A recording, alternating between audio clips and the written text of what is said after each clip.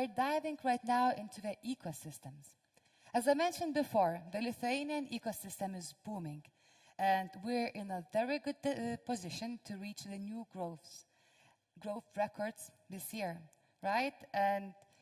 But the question is, which building blocks do we have to move and do we have to add in order to have a sustainable growth and development of the ecosystem and making it a huge pillar of the whole country?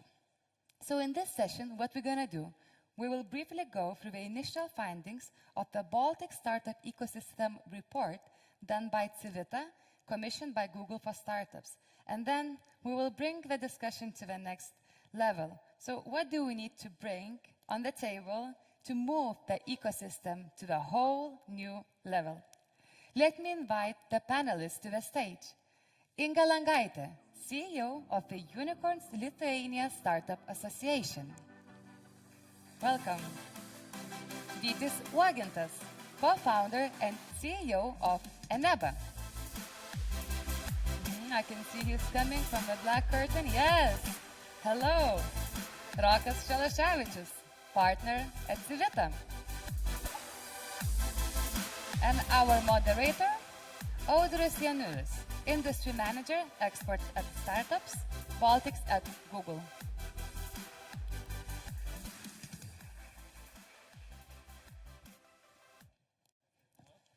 I said, please don't do it. I don't think they can hear me. Oh, no. Hello? All right, so 21st century, it's all good. So thank you everyone for coming. We have an exciting panel here. And to kick things off, I'll ask actually Rokas from Civitta to give some context and do a little presentation about what we have been working on the last couple of months. Let's go. If we have the slides. So guys, apologies for a bit of a technical challenges. You know, tech conference without technical challenges is not a conference. So we obviously have to have some. But here we go. We have a presentation by Civitta, quick report. And guys, the stage is yours. Good afternoon. My name is Rokas. Audrius gave me only 5 minutes to run this presentation. So I'll try to be very brief. We are conducting this study. It's not complete, but we will, share some insights. So what do we have? Yes, in the Baltic countries, we have a pool of about 3,000 startups, and we have 13 unicorns. 10 unicorns in Estonia, 2 unicorns in Lithuania, 1 in Latvia. So yes, Estonians are ahead. But in fact, building a unicorn is very difficult. Only 1 out of 200 companies have a chance to become a unicorn. But in general, if you think about startups, building a startup is making a successful company out of a startup is very, very difficult. Even if you say, look, I'm not interested in a unicorn, I would like to build a smaller company, 50 employees, couple of million in revenue. The success rate when you start from zero to build this, company, a successful tech company, is only 5% if you look at the statistics from Baltic startup data set. Yeah, only 5%, only 1 out of 20 companies will reach 50 employees with a couple of million revenues. Now, if you have access to funding, yes, you were basically received VC funding, that success rate increases, but it only increases to 8%. Again, less, basically more than 9 companies will not reach that status.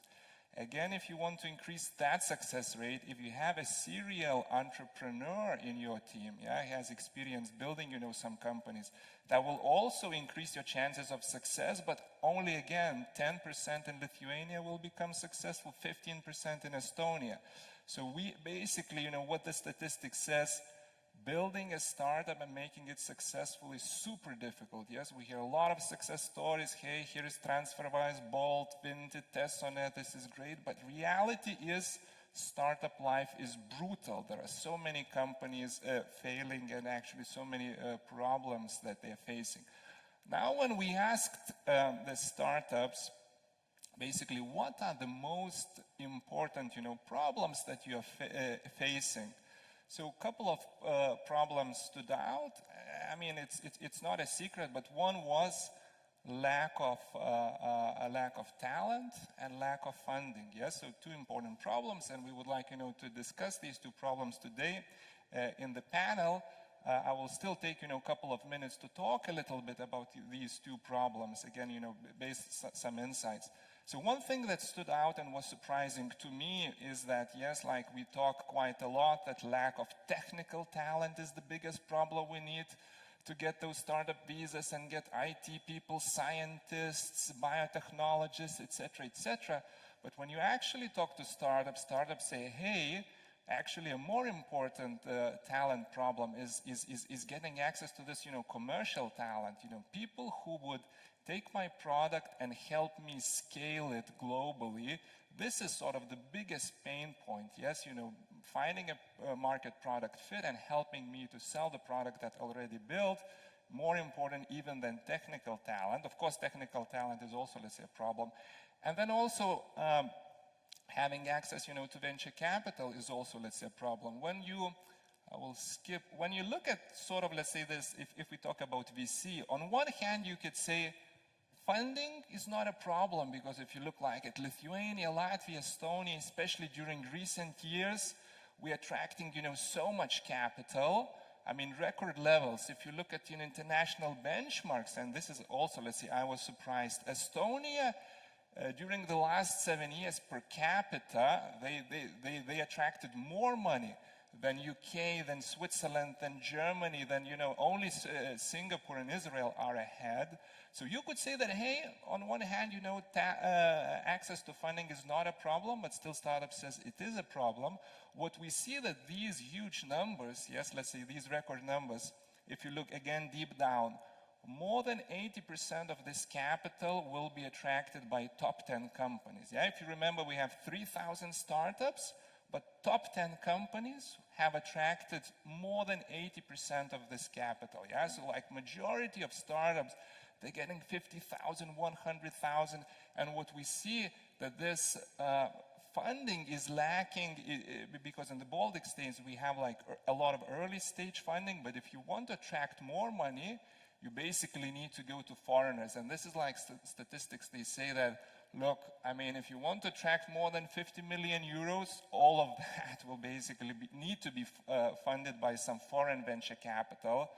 Even if you say, I want to attract more than 2 or 3 million round, 2/3 of that money will come from foreign VCs. Yeah? So this is like the situation, let's say, in the Baltic countries, and that we really need somehow, to get access, to those foreign, capital.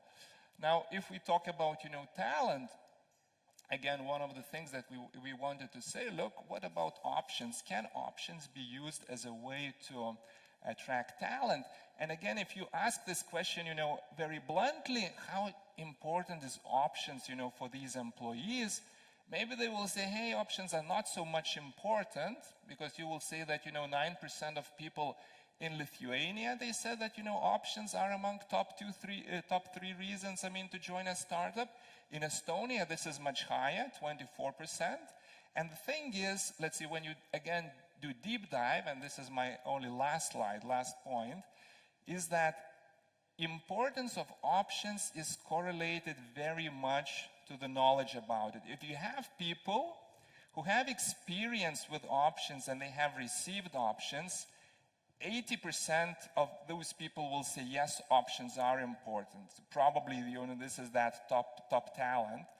If basically you have no knowledge about options, or let's say the bottom, only 16% of them will say that options are important to me. So again, so this is something again to think about. Let's see whether we can use, let's say, options as a way to attract top talent, because when we are attracting top talent, we are building successful company. Then, there is an exit. That exit provides good returns, attract more venture capital, and we have this cycle, of this success, So success builds success. Anyway, I think I will stop here because we have very nice, panelists here.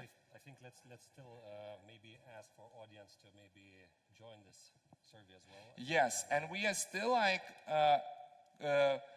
let's say that survey and study is not complete, here is a link to startups, and we are inviting really, startup. It takes actually, 10 or 15 minutes. So it's not going to be, 3 minutes that you will, finish it here, but we would really, really be thankful and appreciate if startups who are in this audience would, take this link and, fill it, when they're at home, because we would like really to understand the pain points of, Baltic startup ecosystem and what could be the ways to improve it. Yeah.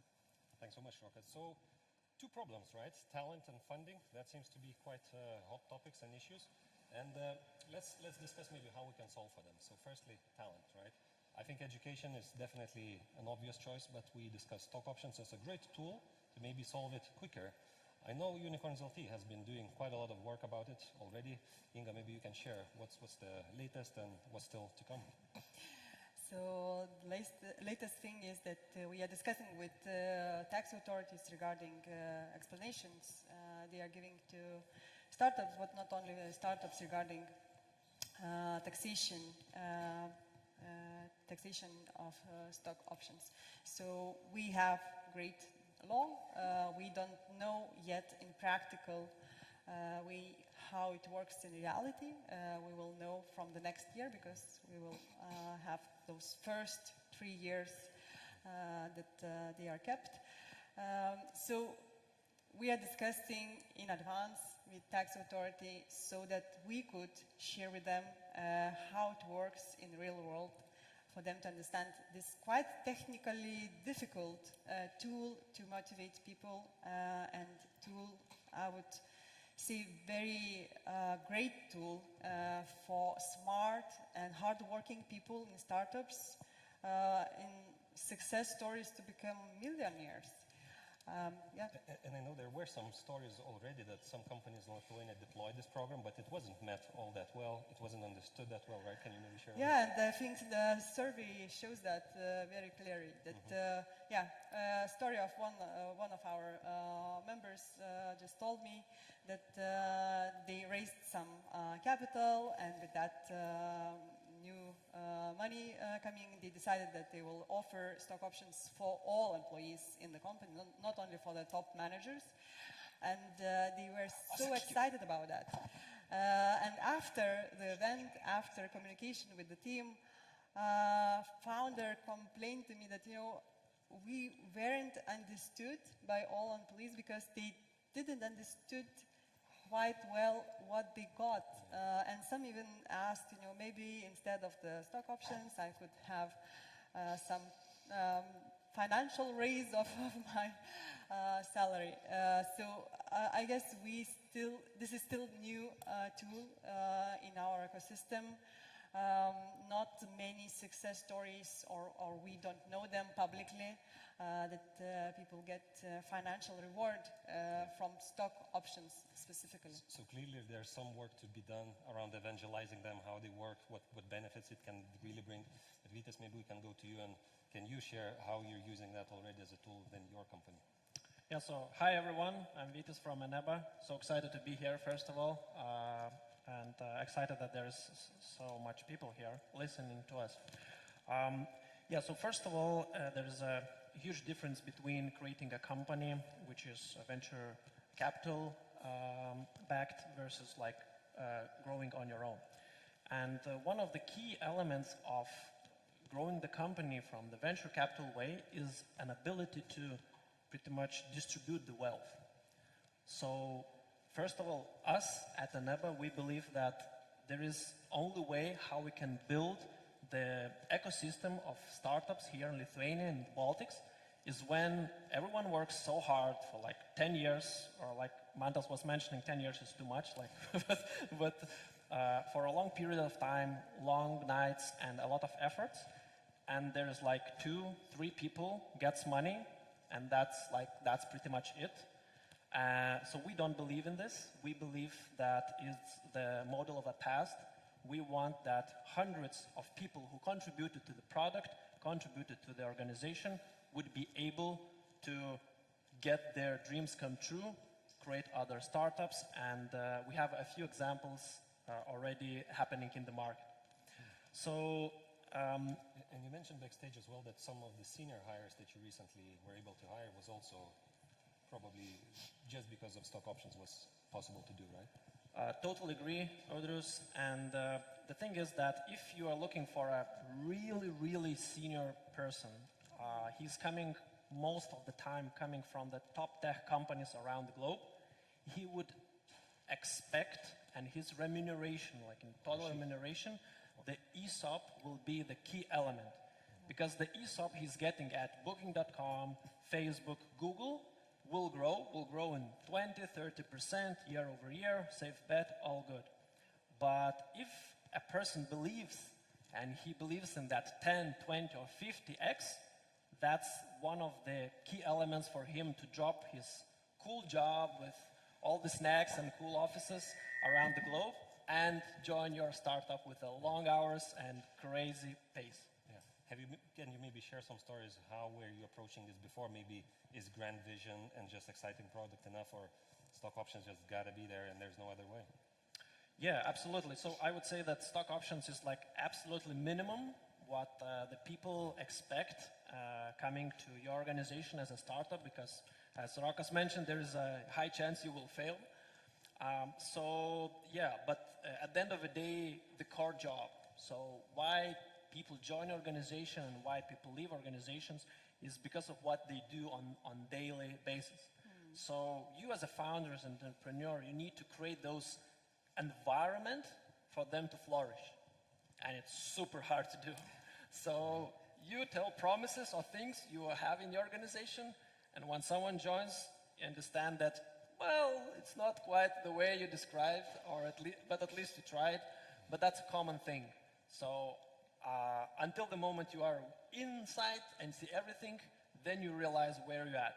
But at that moment, you have a choice. After those couple of months, seeing how everything goes, you can decide, is it for me, it's too much, or I'm super excited about it. And backstage, we also discussed about some of the obstacles you had in hiring like top-tier talent. Can you maybe share some of those not-so-nice stories as well? Yeah, so first of all, congrats to Inga. They're doing a wonderful job with Unicorns Association, trying to pretty much put the environment for all the startups around the Baltics to acquire the top talent and meet their expectations. Because we are not compared, when someone from Google joins you, that person is not comparing you to other startups in Lithuania. He compares you to Google, so he expects certain set of things. And current regulations are a very, very good step forward. It's like a huge job already done, already in place. So we have the framework to which we can work, but there is a lot of problems there. And I was mentioning the problematic area of employee of record when someone is working in Germany, France, or Spain, and when you legally have that person on payroll, it's hard to give the ESOP to that person. There is a lot of lack of interpretation how everything that would be after your exit, etc. So well done for the community in the first steps, and as a startup, a lot of things to do in the future. Yeah. Inga, maybe we can get back to you, and a bit of homework maybe for the association as well, right? How can we improve this still? Burden of bureaucracy or paperwork is burden not only for the startups, for other businesses as well, but especially for the startups, because they are very fast moving, growing, and they want to focus on product, on market, etc., and not on the paperwork. And we still have this understanding that business does something wrong, must do something wrong until it proves otherwise from regulatory bodies. So our mission as association is to communicate with bureaucrats, with tax authority, with other agencies, to explain them specifics of startups so that we would prevent some conflicts or misunderstandings with bureaucracy. But but this is question for our decision makers in politics, who we want to be as a country. If we want to be startup nation, why not? I would say this is really great ambition, then we should ask ourselves what besides capital, talent, and some regulatory things, what else should be done? And I think mindset of bureaucracy should be changed quite drastically. How can it be changed? I mean, we can't probably expect that they just suddenly come like, yeah, from now on Yeah, we'll we do can everything different. dream. Are there more voices needed, or how do you see this? Yeah, I would say that current government is the best that we had in our recent history. A round of applause, maybe? Yeah, even though, of course, they are not perfect. I'm not saying that, but they are really interested to hear and to hear our thoughts, our challenges, to hear our suggestions, what should be done. Even though, as you might know, that this part of state is much slower than business and specifically startups. So sometimes we are feeling that we are moving on very different speeds. So, but nevertheless, we already, Unicorns Lithuania Association, we had only 1 year in full speed, and we already have some progress in regards of regulatory issues. So I just, this week, one law of enterprises, new version is registered, and one of the changes that it's going to be changed, it's like regulatory regarding share classes. And this topic was raised, I don't know, like for the past 10 years, right? That we have to change it, we have to improve it. But association started to work. We raised that question, one of the top issues to be fixed as soon as possible. And as I always say, this is hygiene. This is nothing, there is no wow, wow changed. So, yeah. No, kudos to what you've done already, and I think the future is really bright there. So we'll be looking I'm forward sure how it's about going to that. be improving. Vytis, maybe we can get back to you regarding the talent, right? We discussed this 2 core problems that startups usually face is talent and funding, and usually there's the notion that there's lack of funding. But we also discussed that how senior talent is able to unlock that big venture capital. Can you share how you see this and how was Anaba Story in this whole journey? Yeah, absolutely. Happy to. So first of all, it pretty much goes in kind of circle what you need to build a successful business, because if you don't have a great talent, you cannot build a great product, you cannot find a product market fit and eventually get funded. So I think what is really important to stress out is pretty much the creating that MVP, and everyone has a different definition what that is, but pretty much the iteration with the users are a core element. And in our belief, as Eneba, we grew. From the founders' background, we're coming from the advertising agency, so we used one of the great tools of performance marketing to pretty much iterate with the users and understand what we need to change, update.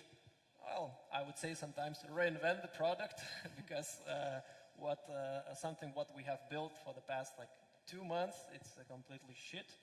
So so it's really important to have an ability and not to be afraid, kind of spend money, prove it, and make that hit. And testing is the only way how it worked for us, how we believe it should go. It's our formula. It doesn't mean it would work for all of you, but at least you can try. It's the best what we found so far. So when you find the hit, when you truly understand that, okay, users starts loving it, then it would be easier to access to the funding. I completely agree to the seed and pre-seed funding here in Lithuania and Baltics, but when you go outside looking for a capital, no one knows you. You're just a random guy from East Europe. For some US funds, they're like, okay, Lithuania, yeah, we heard Vinted, cool, but pretty much nothing else.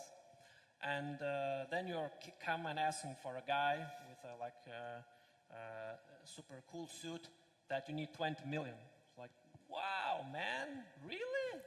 You are somewhere over there. Like, would you even put that in the company, or you will run away with that money? So these are the challenges of fundraising outside, but that gives you a great way of thinking and preparing.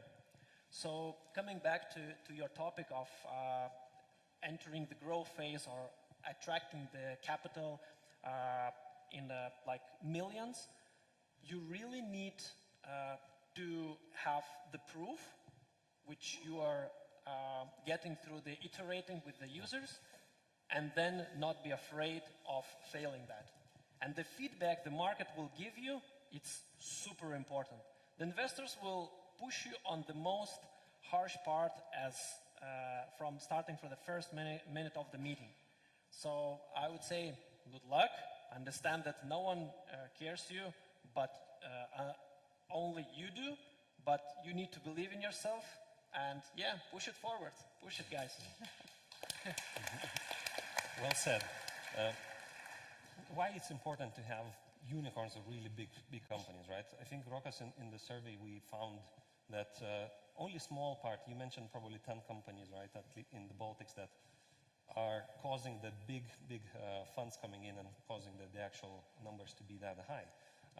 There's another number floating out there on the internet, I think, that roughly 40% of all VC capital is being spent on user acquisition and marketing. So seems like this combination of stock options, senior talent, and having this growth engine is the way to really attract those big amounts. Is that how it really works? Is it that simple? To be honest, yes. It's a fun fact. We have these internal discussions of the way VC is calculating or evaluating you is pretty much napkin calculation.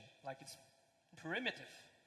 And there is those memes about the graphics which show only up, etc. But that's true. And but you can test that with your friend when someone comes to you and pitch the idea he wants to do his business, and when you ask, okay, so how much sales do you have or something, and says none, so you are not excited. When he says, okay, so I'm growing like crazy. Oh, so then you are interested. Yeah. So that's the very first point of that growth. And once everyone is interested, then they look what is underneath that. And that is unit economics, how sustainable you're growing. Because growth, just in sake of growth, means nothing unless it's sustainable, unless it's calculated. And then if underlying metrics are also confirming what you're saying and that curve to the up, well, you have a line of investors, you are oversubscribed and enjoying the fundraising. That's so simple. And suddenly the second problem of lack of venture capital seems to be gone, right? Yeah, don't be afraid of spending money for marketing and testing, but learning very fast. Yes, fail fast as well. One more thing I think maybe we can talk a bit going back again to the talent, right? And how foreign talent is also one of the pool that is just being kind of starting to become used by Lithuanian companies as well. So we have offices by Tesonet in Berlin, Vinted as well. Vytis, have you had some experience in trying to attract foreign talent as well? Yes, I think, I don't know how much time we have. We don't have time. So, look, attracting top talent outside of Lithuania is a no-brainer today. I mean, if you are looking for an engineer, at least those top 10 guys who already have the money, they're already fighting for them, and you come as number, 156, and they say, hey, come work with me. So, going outside is a no-brainer for Lithuanian startup. I'm not talking about the core team, but after that, you need to brace that and understand that you will need to do that.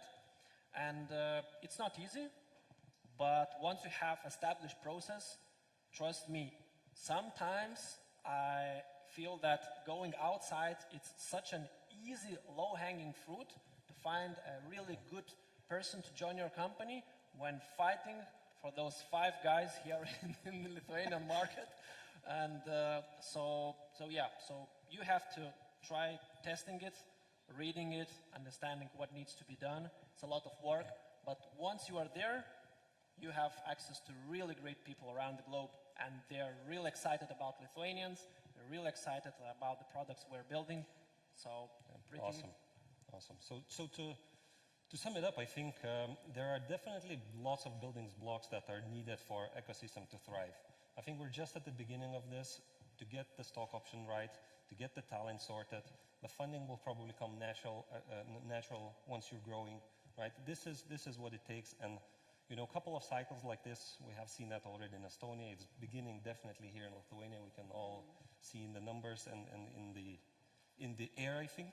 So thank you so much, Inga. Thank you so much, Vytis. Thank you so much, Rokas. Thank you for what Unicorn LT is doing, and thank you, Eneba, for showing the way. And thank you, everyone, for listening. Thanks, guys.